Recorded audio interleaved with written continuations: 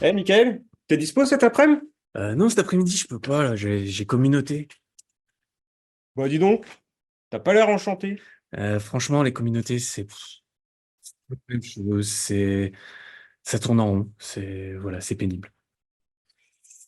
Alors, est-ce que vous avez déjà vu, vécu ou entendu cette situation? N'hésitez pas à manifester le site de vie. Il y a Laurent qui nous a rejoint, qui va nous aider pour la technique. Vous pouvez lever des mains, mettre des pouces ou des commentaires, n'hésitez surtout pas.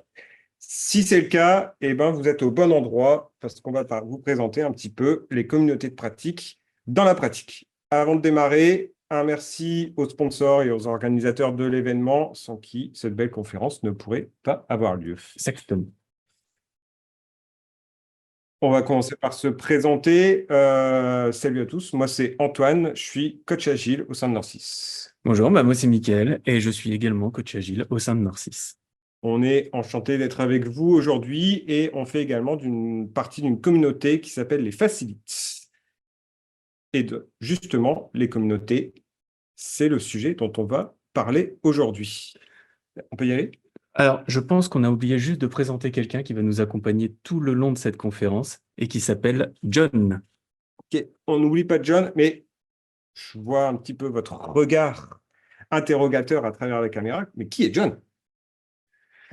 Alors, John, c'est un homme de 40 ans qui a 10 ans d'ancienneté dans son entreprise. Ça fait à peu près 5 ans qu'il est sur son poste.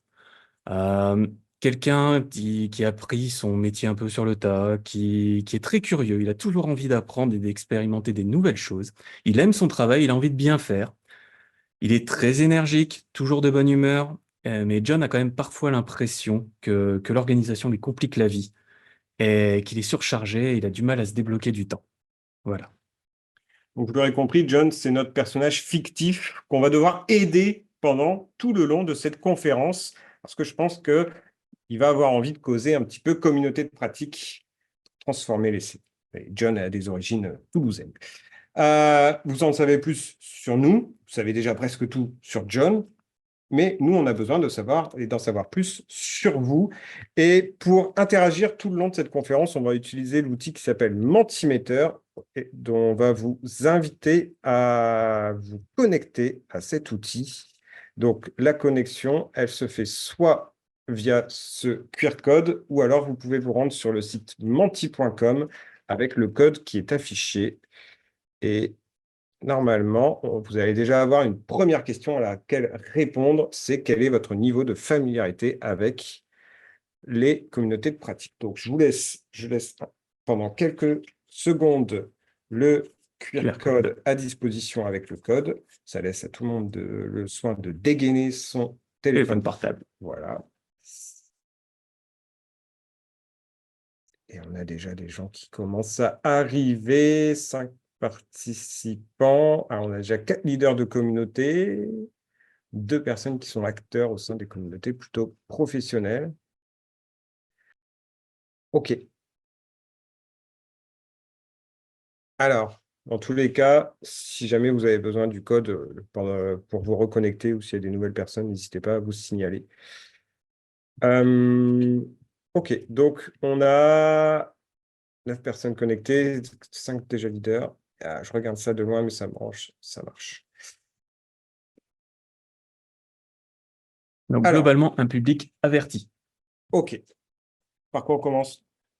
Bah, on va peut-être commencer par donner un peu une définition, mais parce que John me demande en coulisses, mais c'est quoi une communauté? Alors, très simplement, on a sélectionné 2 définitions issues de différents dictionnaires qui expliquent qu'est-ce qu'une communauté. Alors, une communauté, il y en a une qui nous dit que c'est un groupe d'humains dont les membres sont unis par un lien social. Donc, on a déjà cette notion de groupe et surtout de lien social qui va être assez fort et avec une notion de membre. Une deuxième définition nous donne un organisme vivant qui partage un environnement commun dans lequel il y a des interactions.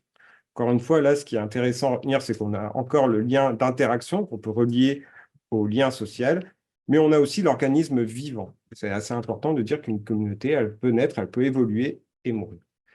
Mais il y a beaucoup, beaucoup, beaucoup de sortes de communautés. On peut parler de communautés diverses et variées dans plein de secteurs différents, notamment les communautés religieuses, ou même ne serait-ce que dans un village, etc. Aujourd'hui, on va évidemment se focaliser sur les communautés de pratique. Alors, la définition d'une communauté de pratique, elle est beaucoup plus récente, et c'est Étienne Wenger qui a essayé de la proposer en 1998. Il nous dit que c'est un groupe de personnes qui partagent une préoccupation, une passion pour quelque chose qu'ils font, et ils apprennent à mieux le faire en interagissant régulièrement. Donc, on retrouve cette notion d'interaction régulière, mais ce qui va émerger dans les communautés de pratique, c'est le partage et l'apprentissage. Alors là, on a fait à peu près 50% du titre, hein, parce qu'on avait parlé des communautés de pratique, mais John me demande, mais et la pratique? Donc, on vient officiellement de finir la partie théorique de cette conférence. On espère que ça vous a beaucoup plu. C'était bien, hein? Ah, et j'espère qu'on vous avez appris beaucoup de choses.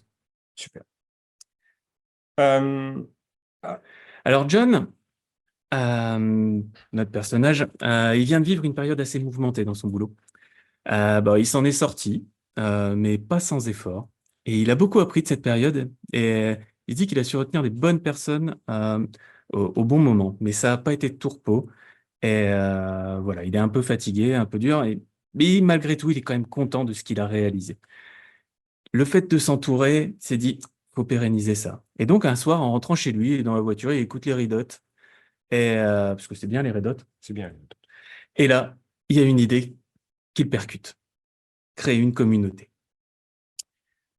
Alors, hop, rendez-vous sur Mentimeter. On va essayer d'aider John. Déjà, c'est la première question, c'est quand vous avez cette idée de lancer la communauté, quels conseils on donne pour faire le premier pas, finalement? On vous propose 4 possibilités. C'est, premièrement, on peut dire à John, OK, super idée, bonne idée, mais du coup, appelle ton chef. Parle-en à ton supérieur hiérarchique. Deuxième possibilité, bonne idée, John. Dans tous les cas, c'est une bonne idée. Lance un appel au peuple. Fais un mail à l'ensemble de tes collaborateurs dans ton entreprise pour voir qui est intéressé par ton idée. Ou alors, bonne idée, fais marcher ton réseau. Parle-en autour de toi, vois s'il y a des gens motivés à la machine à café pour te rejoindre dans cette aventure. Ou alors, pourquoi attendre les autres? John, c'est toi le champion quand même, tu sais ce qu'il faut faire. Alors vas-y, tu poses ta vision, ton orga, les règles du jeu. Finalement, c'est toi le boss, John. Quel conseil vous donneriez à John pour se lancer? Vous pouvez normalement répondre sur le Mentimeter. À vous de voter. Voilà. Est-ce que c'est une bonne idée, mais privilégier la hiérarchie, lancer un appel au peuple, faire marcher le réseau, ou alors foncer tout seul, parce que John, c'est notre champion aujourd'hui. Alors pour l'instant, on est à peu près 2 tiers, 1 tiers. Déjà 8 réponses, 9 réponses. Je pense qu'on a à peu près l'ensemble des personnes connectées. Et donc, allons-y. Qu'est-ce qu'on fait, Antoine? Alors, nous, le conseil qu'on donnerait à John, mais je pense que la majorité d'entre vous l'avez deviné, c'est faire marcher le réseau. Et pourquoi? Alors, quelques bonnes pratiques quand on a comme ça l'idée de lancer la communauté. Déjà, juste attention à ne pas se lancer tête baissée tout seul. L'idée même d'une communauté de pratique, c'est l'intelligence collective.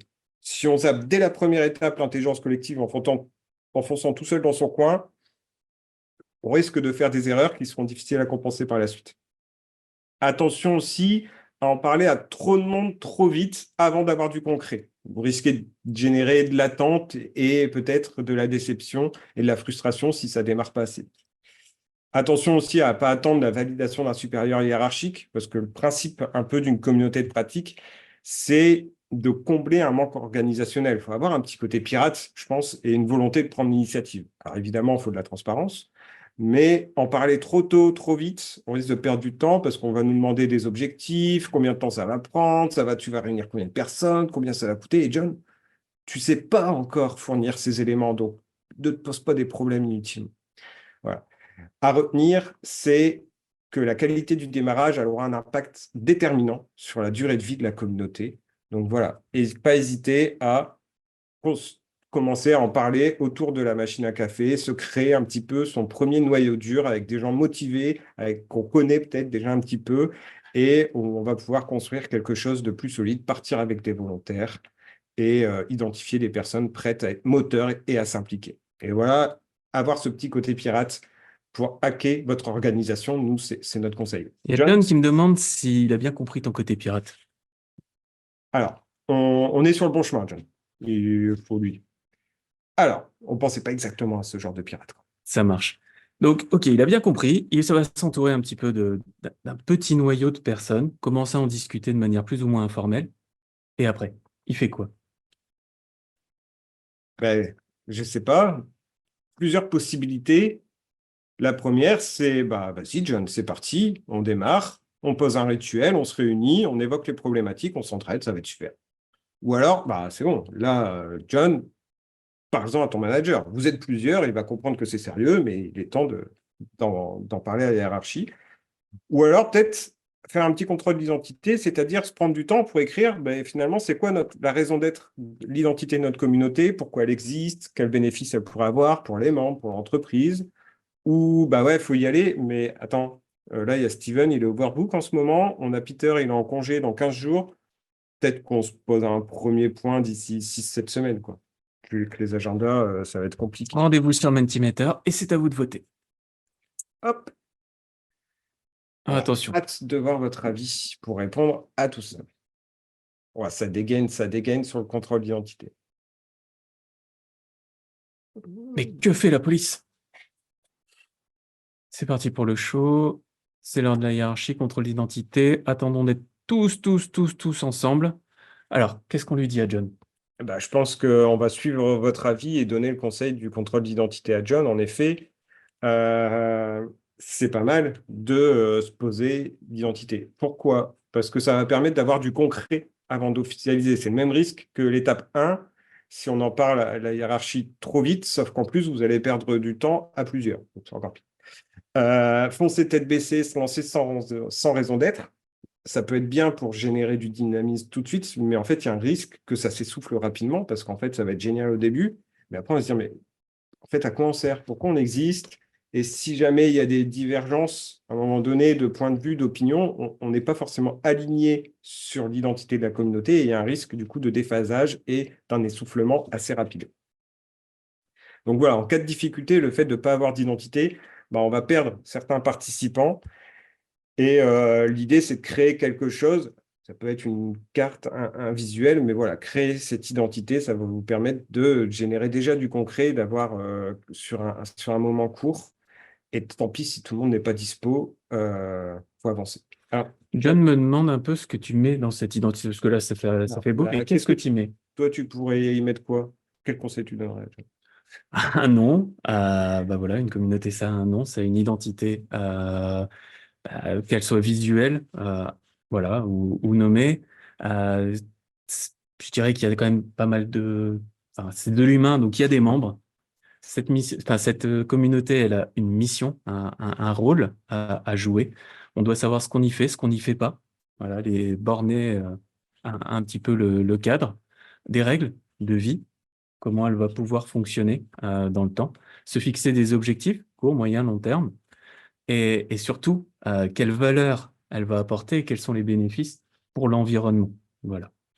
Ça, petit retour d'expérience pour illustrer ces deux premières étapes. Il y a quelques années, en 2018, moi j'avais eu l'idée au sein de Norcis, ma société, de relancer la communauté d'agilistes qui s'était arrêtée de 3 ans auparavant.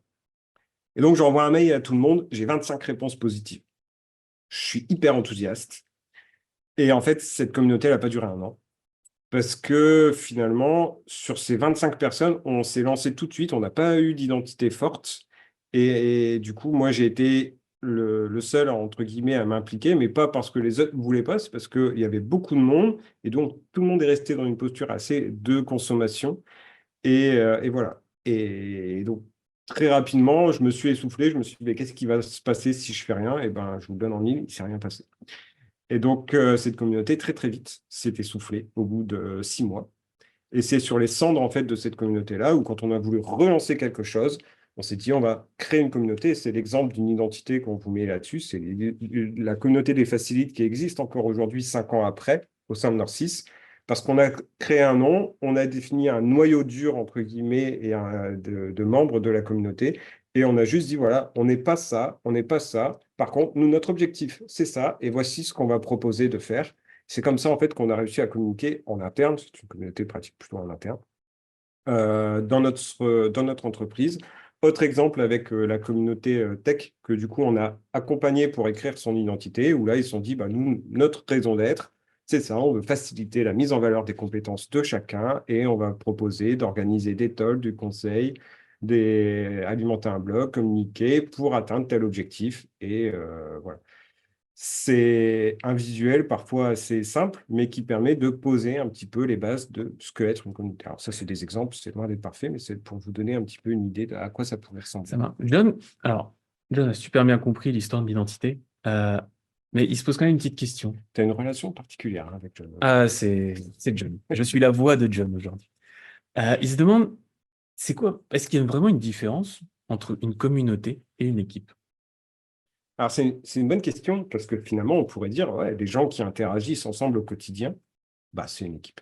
Alors, juste quelques différences. Une équipe, les personnes ont un objectif en commun. Dans une communauté de pratique, on va avoir des points d'intérêt en commun, mais pas forcément des objectifs. On n'a pas tous les mêmes objectifs. Par contre, on a un point d'intérêt en commun. Ça peut être la gestion de projet, ça peut être le développement, ça peut être l'expertise technique, etc. La durée de vie d'une communauté est toujours indéterminée, qu'une durée de vie d'équipe peut être définie, et encore, ça dépend.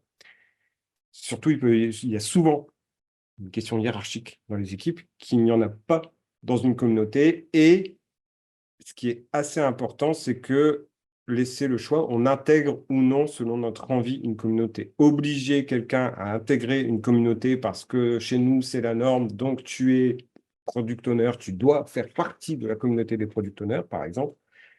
Globalement, ça ne marche pas très bien à la fin s'il n'y a pas une envie d'y adhérer. Ouais, c'est là où tu auras du clientélisme, en fait. Exactement. Donc, John a bien compris, effectivement, qu'une équipe et une communauté, ce n'est pas la même chose. Alors, d'accord, il a son identité.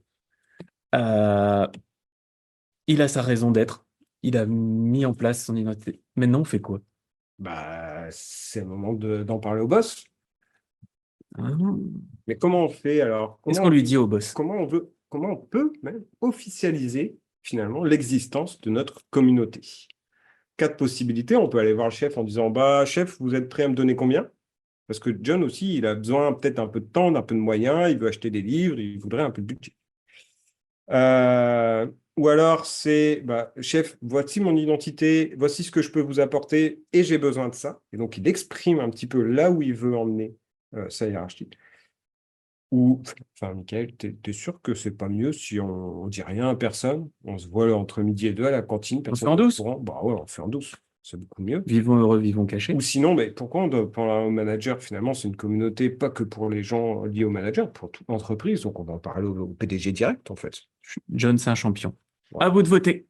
Alors, quel conseil vous donnez à John? John, je pense que là, il a besoin de vous pour se dire comment on peut officialiser l'existence de notre communauté, finalement. Alors, on a déjà 4, 5. Si jamais certaines personnes qui nous ont rejoints, je peux réafficher le QR code si vous voulez. Hop, je le laisse pendant quelques minutes si vous voulez vous connecter pour voter si vous nous avez rejoint un petit peu en retard. C'est un plébiscite. Alors, 100% du public, là où je t'emmènerai. Qu'est-ce que t'en penses? Bah, c'est aussi le conseil que moi j'avais envie de donner à John, c'est appuyer sur l'identité. Alors, les moyens, ça peut être, comme on disait, ça peut être de l'argent, mais ça peut être du temps, mais aussi de l'argent pour avoir des licences, avoir du matériel, des livres, etc., participer à des conférences comme le Piaf Agile.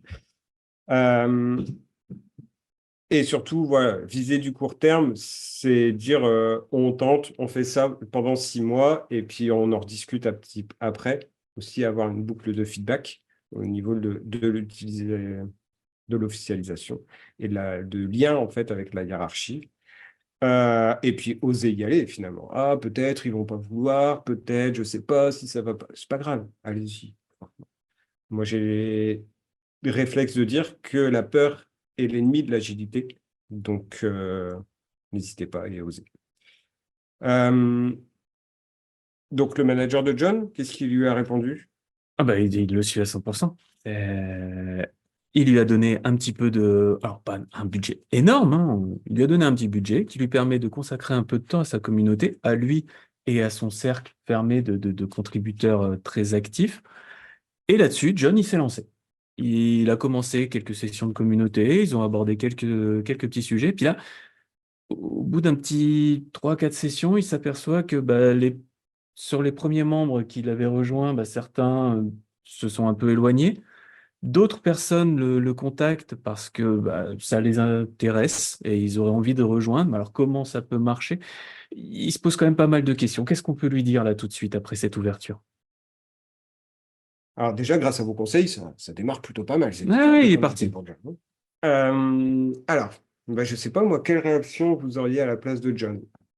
On pourrait dire, OK, pas de désertion là. Ceux qui viennent plus, stop. C'est important que vous veniez, vous participez à la communauté. C'est important pour eux, pour moi, pour toi, pour nous, pour tous ceux qui le veulent et l'avenir du monde. Donc, pas de désertion. Deuxième possibilité, s'il y a des gens qui veulent rejoindre la communauté, il faut peut-être faire le tri, non? Est-ce que rejoindre, ça se mérite de rejoindre la On communauté, n'est pas John? n'importe qui, on est Donc, une communauté. on peut demander à ceux qui veulent rejoindre la communauté, par exemple, un CV, une lettre de motivation et 3 lettres de recommandation au minimum. Voilà.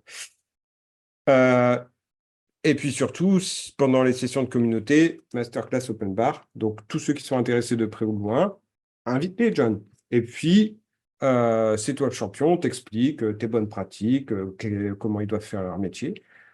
Ou alors, nous, on vient du Nord, hein, Miguel, on en parle, on se dit quoi? C'est privilégier les échanges. On invite les personnes intéressées à venir en parler avec John ou les membres de son noyau dur qu'il a constitué au début. Prendre quelques minutes pour expliquer l'identité de la communauté, sa raison d'être, échanger sur les attentes des personnes qui veulent y participer pour voir si on est aligné. Et évidemment, il n'y a aucun indice et aucun conseil dans les formulations des questions et des réponses. Mais voilà. On vous laisse voter et quels conseils vous donnez à John par rapport à cette situation de des gens qui viennent, des gens qui Ça. repartent, des gens qui veulent rejoindre la communauté. C'est comment on réagit face à ça. Bon, Alors, je pense qu'il y a une très très très forte majorité du on parle et on se dit quoi? c'est ça. Le doute est assez peu permis. Donc, en effet, Mais t'avais vraiment pas influencé non plus, non, toi. non, non, du tout. C'est pas mon genre. On en parle et on se dit quoi? Parce que les bonnes réponses, elles sont comptées derrière. On est dans une certification officielle. Euh, Oui, alors la posture d'humilité, au-delà de la blague, il faut accepter finalement dans une communauté, parfois les gens viennent, ils partent ou ils repartent. Chercher à retenir quelqu'un qui a moins envie, ça va être contre-productif, énergivore et assez démotivant. Au contraire, refuser des personnes intéressées parce qu'ils n'ont pas forcément le bon poste, c'est plutôt une bonne idée. Le but, enfin une mauvaise idée. Le but, c'est l'apprentissage, le partage. Essayons d'être dans une posture d'accueil. Moi, pour la petite anecdote, il y a 3 ans, j'ai animé une communauté de Scrum Master. On a un développeur qui dit: «Ah, le métier m'intéresse, mais je ne sais pas, etc. Est-ce que je peux venir?» Bah, officiellement, quand j'ai demandé un peu au responsable, c'était pourquoi il va perdre 1 heure toutes les 2 semaines à développer alors qu'il est développeur. Et il n'est pas Scrum Master, sa place n'est pas là. Bon, le fait est qu'en insistant un peu, il est dit d'accord, et aujourd'hui, c'est lui qui anime cette communauté. Comme quoi. Euh, Privilégier les échanges participatifs, c'est aussi la clé de la réussite d'une communauté. Donc, les masterclass, attention, faire des présentations à sens unique pour expliquer les bonnes manières de travailler, ça risque de frustrer les gens. Souvent, on a envie de là pour être dans le partage, et si on n'est que dans la consommation, c'est dommage. Voilà, et donc l'organisme vivant fait que ça va rentrer et sortir. Le schéma en dessous, c'est le cercle des 3 membres des communautés, c'est-à-dire qu'on va considérer qu'on a 3 cercles. Le premier cercle, c'est votre noyau dur, c'est vos personnes qui vont être là à chaque session de la communauté, voire qui vont préparer quelque chose. Ensuite, on va avoir des gens dans le deuxième cercle, c'est plutôt ceux qui viennent à 80% des sessions et qui sont susceptibles de préparer, animer une séquence ponctuellement. Et le troisième cercle, c'est les gens qui viennent passer une tête une fois de temps en temps, mais pas forcément tout le temps. C'est s'il n'y a rien de plus important que ça dans l'agenda, entre guillemets.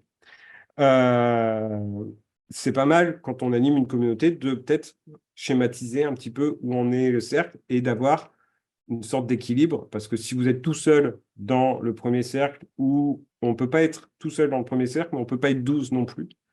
Et donc voilà, l'équilibre est intéressant. Et il faut se dire que si à un moment donné, on se rend compte que on a 3-4 personnes dans le premier cercle, mais tous les autres sont dans le troisième, et que le deuxième est un peu creux, c'est essayer de ramener des gens, sachant qu'on ne passe pas d'un cercle, enfin, on ne peut pas sauter une case, quoi. Souvent, ils vont passer du troisième, ensuite ils vont venir au deuxième, et avec le temps, on pourrait les ramener dans le noyau dur s'il y a un besoin. Alors, on a une question, on peut réagir tout de suite. Défaut de motivateur, les votants les plus actifs pour essayer. Ah oui, désolé. Bon, c'est pas grave, c'est pas très officiel comme vote. Il n'y a pas de certif à la fin. Ok. Alors, John, ok. Alors, il s'inquiétait un petit peu, justement, de ses mouvements. Tu viens de le rassurer en lui disant que bon, c'est normal. Donc, pas de problème. John a continué un petit peu la vie de sa communauté. Et au bout d'un certain nombre de mois, de quelques mois, il y avait une forme de petite lassitude. Il se disait, tiens, comment on pourrait redonner un peu de vie, de peps, et comment améliorer ces sessions de communauté. Est-ce que tu peux l'aider là-dessus?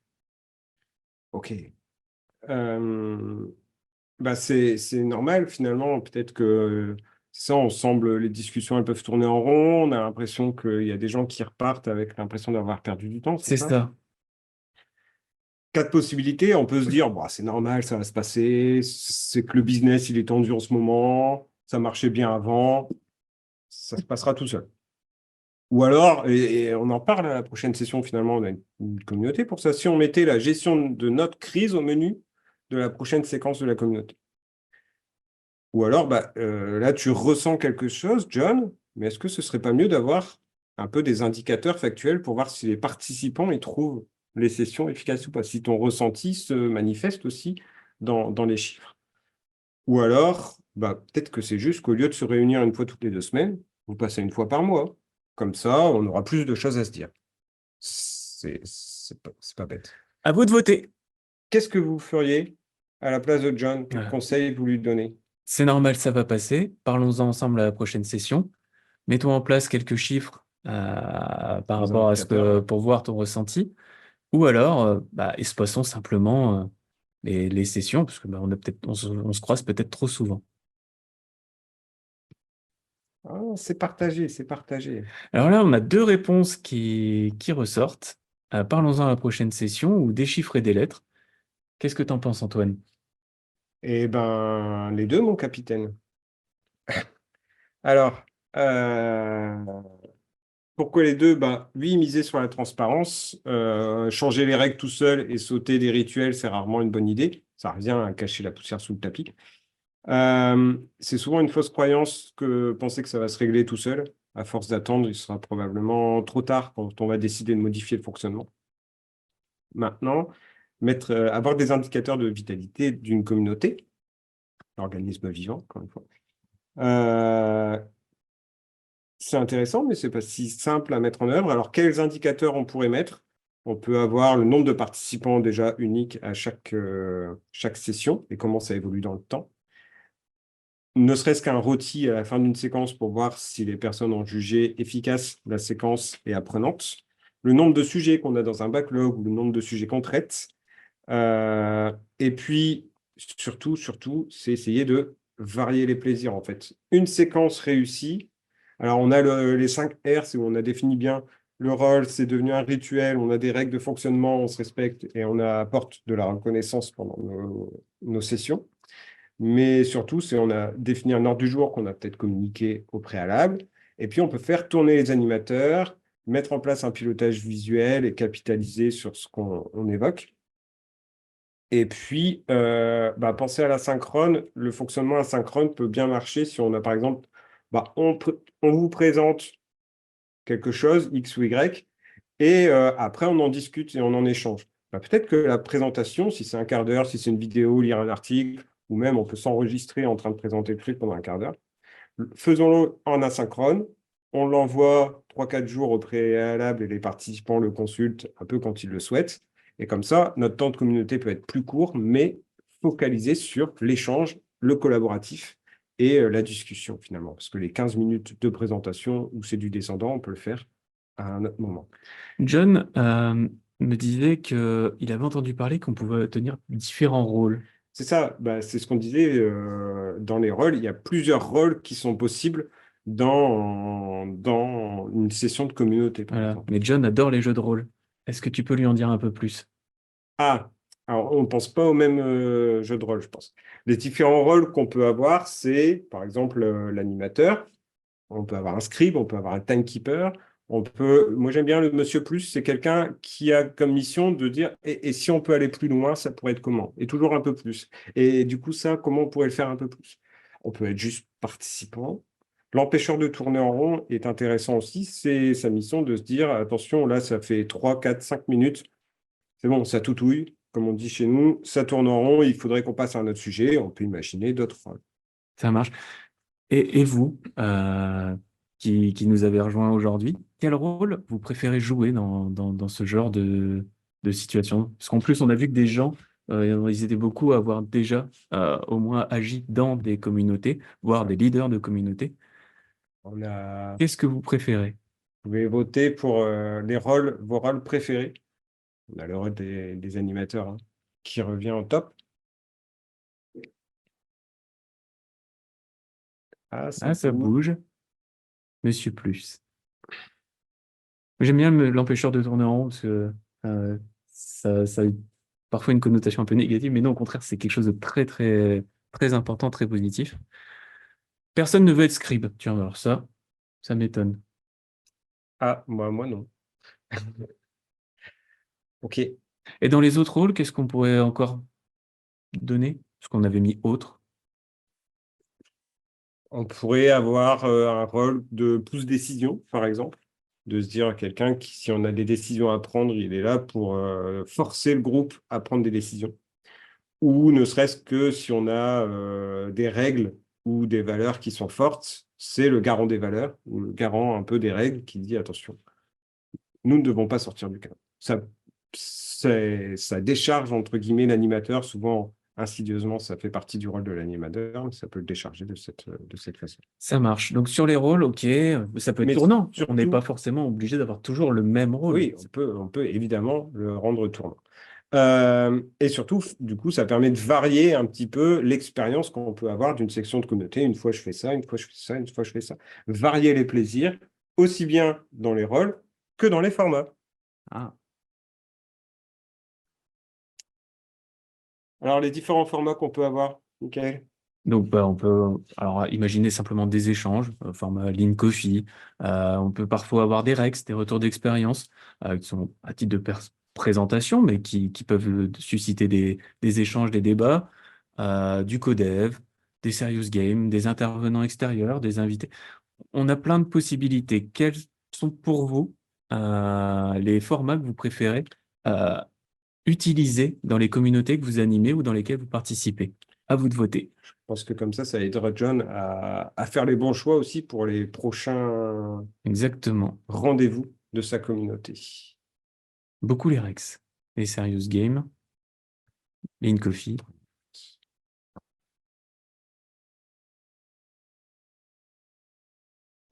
Ok.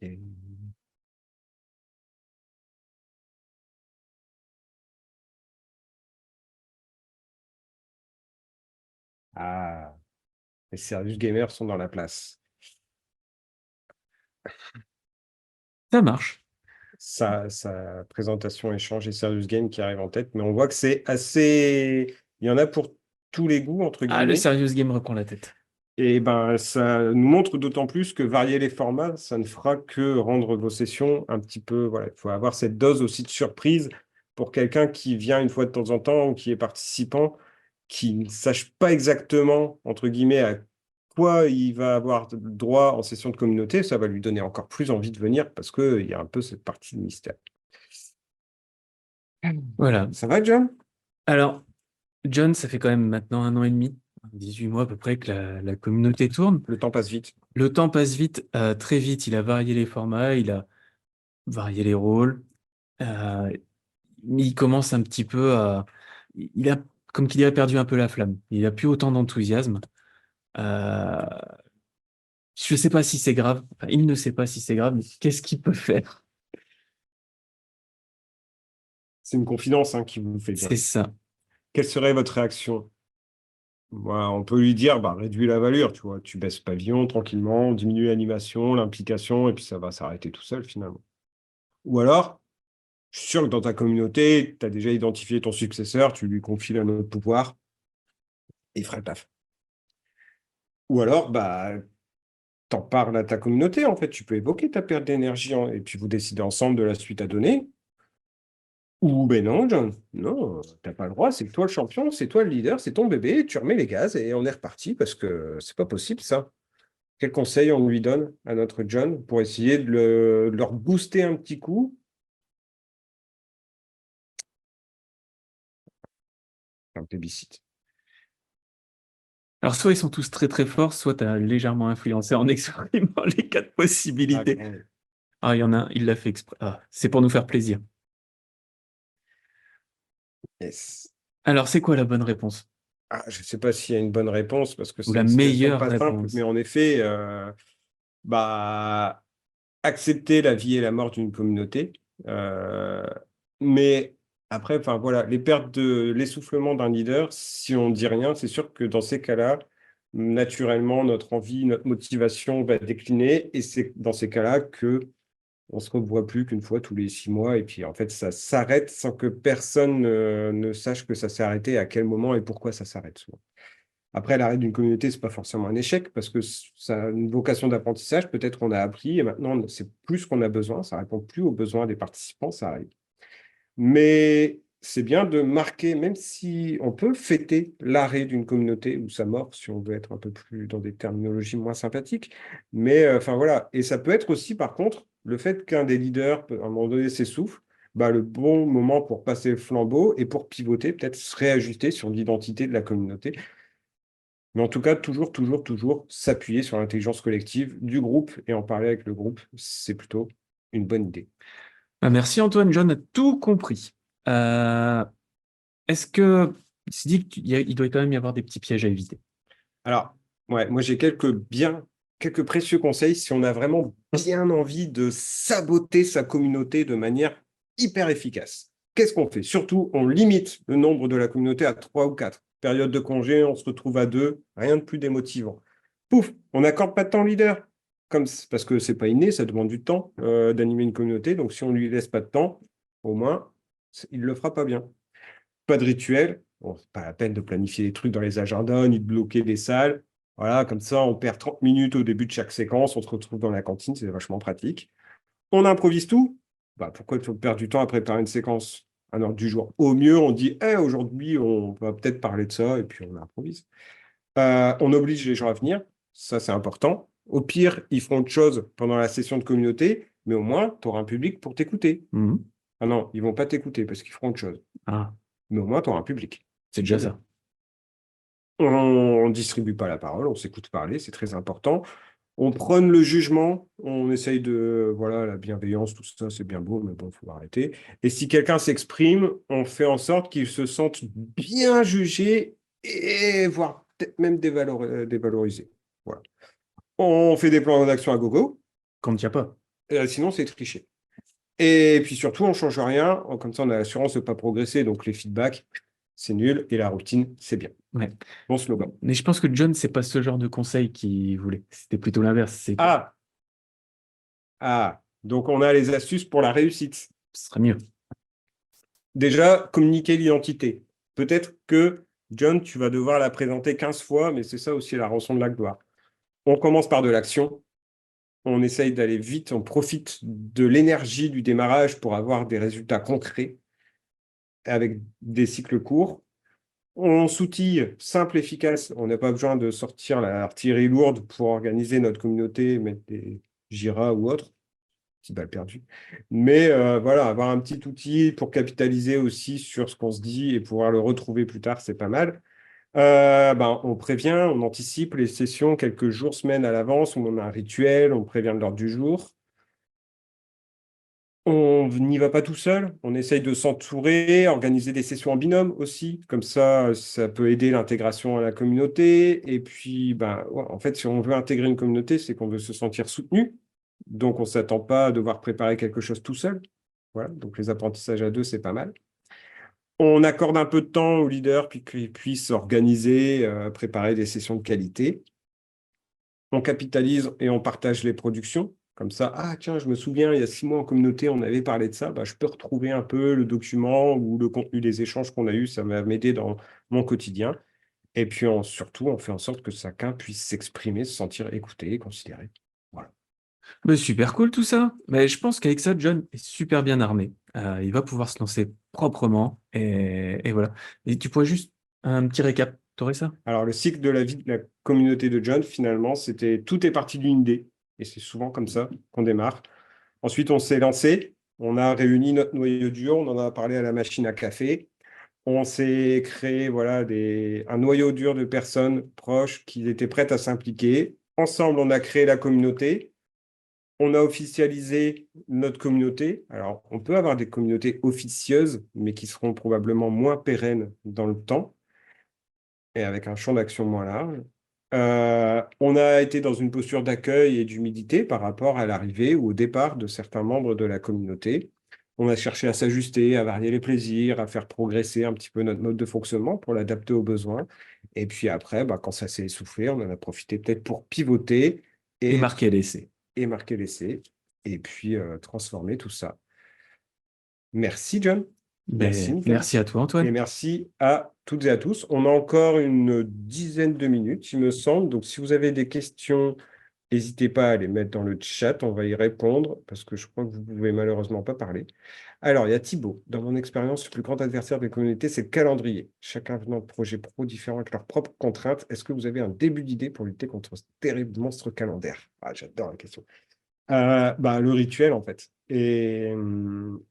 C'est-à-dire, si on sait que c'est le premier mercredi du mois de 10 à 12, bon, bah, on essaye de s'organiser et on peut le savoir 8 mois à l'avance. Donc, si on a vraiment envie de participer à la communauté, bah, c'est comme ça. Après, il y aura toujours un gars qui aura un copil ce jour-là, qui aura un autre truc et qui ce jour-là, il ne pourra pas venir.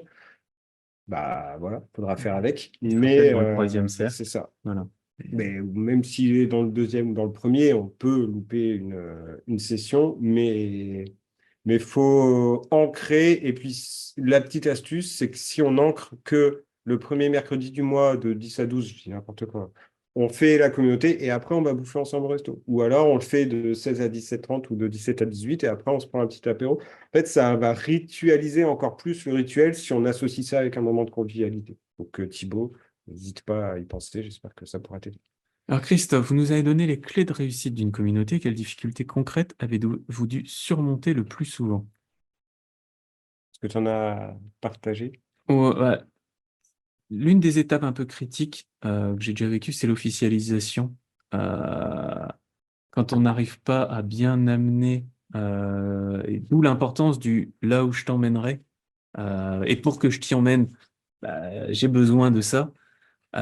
C'est la difficulté des fois à exprimer le là où je t'emmènerai. Voilà, c'est ce qui rend encore plus difficile d'obtenir des moyens, du temps.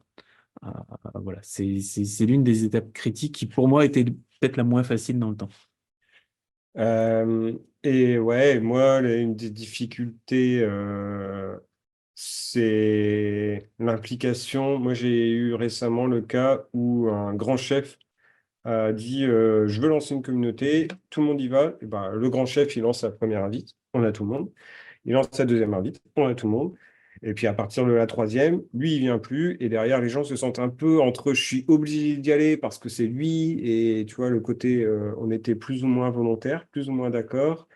Et derrière, bah, ok, je viens, mais posture de consommation simple. Et en fait, sur 15 personnes, si on en a 12 en consommation simple, bah, ne serait-ce que même si on avait trois autres personnes de motivées, en fait, ça va être compliqué de générer du dynamisme là-dessus. Donc, l'implication des personnes, c'est aussi, moi, une difficulté que j'ai rencontrée. Si on a raté le lancement, est-ce que c'est jouable de tenter un relancement ou on repart à zéro? Ah bah, elle est facilite. C'est ça. Alors, c'est bien de laisser quelques mois et de laisser enterrer du coup la précédente pour montrer que c'est quelque chose de différent, quitte à l'identité, un autre nom, un autre format, un autre truc, ça peut être du coup montrer un peu la différence. Après, relancer quelque chose qui est mal né, ça dépend, enfin, la première image, comme tout projet ou comme toute histoire, si on démarre mal et la première impression, elle peut perdurer longtemps. Donc, je dirais que c'est peut-être mieux de repartir à zéro. Mais Au moins d'une nouvelle identité. ouais, c'est ça. Voilà. Une identité propre, quelque chose sur lequel on peut communiquer et qu'on peut, entre guillemets, vendre. Ah, N'hésitez pas, si vous arrivez à nous dire si la réponse vous convient ou pas du tout. Je suis un peu frustré de ne pas pouvoir converser avec vous très honnêtement. Faire vivre une communauté avec des consultants en prestation, donc peu dispo, ça reste assez difficile également. C'est vrai. Ben, c'est typiquement notre cas à Northeast. Et dans ces cas-là, deux possibilités. Soit ben, on le fait une fois de temps en temps sur l'heure du midi, mais ça ne plaît pas à tout le monde. Et après, c'est dans ces cas-là, libérer du temps. Mais quand on est une ESN, ça va être compliqué de libérer beaucoup de temps à beaucoup de monde. Mais, euh, mais ça reste possible. Et après, c'est pour faire quoi? Et c'est là où l'identité et les bénéfices pour les collaborateurs et pour l'entreprise, bien définir ça, ça va t'aider, Christophe, peut-être à venir négocier. Ça fait partie du budget, en fait. C'est du budget de temps qu'on veut donner à des personnes pour qu'on continue à progresser. Et souvent, une communauté efficace, ça peut compenser quelques jours de formation aussi. Donc, c'est une réflexion à mettre en œuvre. On va répondre à vos questions juste, hop. Donc, les sources, ouais, alors, je sais pas avant si d'avoir qui le d'autres voit. questions, c'est... ouais, je sais Faut pas que tu si... retires les questions pour Ok. que tu puisses voir Non, correctement. c'est pas ça. Ah, c'était le Donc, il y a... QR. Ouais. What? attends, C'est QR. c'est là. Donc, l'OCR, vous pouvez regarder Étienne Wenger, les communautés de pratique et théorie sociale de l'apprentissage. C'est un gros nom, mais ça se lit plutôt pas mal. Et il y avait sinon un mini-document publié par Publicis Sapiens, les communautés de pratique en pratique, qui était assez bien fait aussi, que je vous recommande. Et on est très friand de vos feedbacks. Donc, on vous invite à scanner le QR code et à nous faire un feedback. Et il y avait encore des questions, je pense. Là, c'est QR. Là où il y a le 8. Ah oui, d'accord, c'est pas chat, Non, c'est écrit réponse. on négocie pour du déstaffing et donc bien promouvoir notre guilde, ouais, Yes. guilde, communauté, regroupement.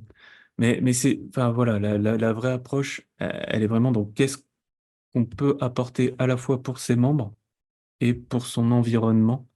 Et à partir de là, c'est quand même souvent bien plus facile d'avoir, ne serait-ce que du temps, qui est une part de budget. Mm. Voilà, et souvent c'est ce qui est raté, hein. C'est qu'on fait une communauté pour une communauté et on s'étonne que ça ne suit pas derrière. Enfin voilà, nous, les fiches d'identité, elles étaient bien là pour qu'est-ce qu'on apporte à nous, à nos membres, qu'est-ce qu'on apporte à Norcis, ou quand on était dans des communautés en animation chez des clients, bah, à nos clients, qu'est-ce que ça va leur apporter à eux aussi. Concrètement, ça tourne les animateurs. Y a-t-il vraiment des volontaires pour faire le script, le CR, écrire le feedback? Alors là-dessus, faire un CR,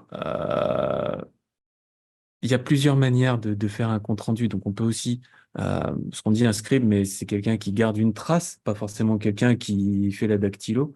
On peut garder des vidéos, des schémas, des dessins. On peut prendre simplement une photo. Il y a plein de manières de garder une trace des sessions de communauté. Voilà, donc trouver le rôle de scribe, si on ne force pas les gens à rédiger des documents de 40 pages, oui, ça se trouve assez facilement et ça peut même être assez fun à faire. Les feedbacks, c'est souvent, ça passe par des rôtis, des machins. Enfin, Moi, je l'encourage à créer à chaque session à avoir des binômes d'animateurs. Au moins, le fait que j'y vais, mais je suis pas seul, c'est plus facile d'impliquer les personnes. Et, euh, et il y a quand même le truc, il faut quand même que je prépare un truc parce que sinon le copain il va se retrouver tout seul. Donc en plus, ça motive un peu plus. Et après, en début de session, si ça fait partie des règles, entre guillemets, dans l'identité, on peut aussi avoir les règles de fonctionnement de se dire, pour chaque séquence, il y a quelqu'un qui doit prendre des notes. Au démarrage de la session, on dit, bon, bah, c'était qui la dernière fois? OK, bah, cette fois-ci, c'est qui? Et ça se fait assez facilement. Ça se fait assez facilement. Il y a toujours quelqu'un, même s'il y a un petit silence de 10 secondes, il y a toujours quelqu'un qui va se sentir obligé qui va se sentir mal pendant le silence et qui va se dévouer. Mais c'est aussi un bon indicateur de la vitalité du groupe, de la communauté. Le fait que les membres s'impliquent, acceptent de prendre les responsabilités des rôles, ça veut dire que vous, en tant que leader ou animateur de la communauté, vous avez réussi à créer cette émulation. Mm. Voilà, c'est un signe de bonne santé que d'avoir aussi entre guillemets, du volontariat, des sujets, voilà. C'est aussi quelque chose que vous pouvez mesurer. Carrément. Bon, et ben, n'hésitez pas à nous laisser un petit feedback. Merci beaucoup. Bah, moi, ça nous donne déjà un premier feedback. S'il y a d'autres questions, on est encore là pendant 5-6 minutes. Et si vous avez plus d'autres questions, je vous souhaite de continuer votre après-midi et de kiffer votre journée, quoi. Voilà, C'est déjà un bien. très bon piaf. On vous souhaite un très bon piaf.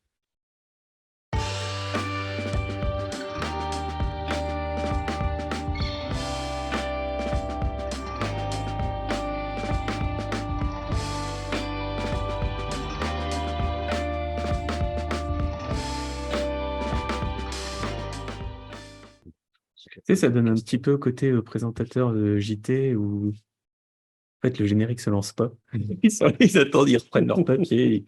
Ça a ce petit effet-là en fait. J'avoue. Mais je pense que c'est pas mal. Bon, on a perdu des participants. Et ils sont encore là, ils insistent.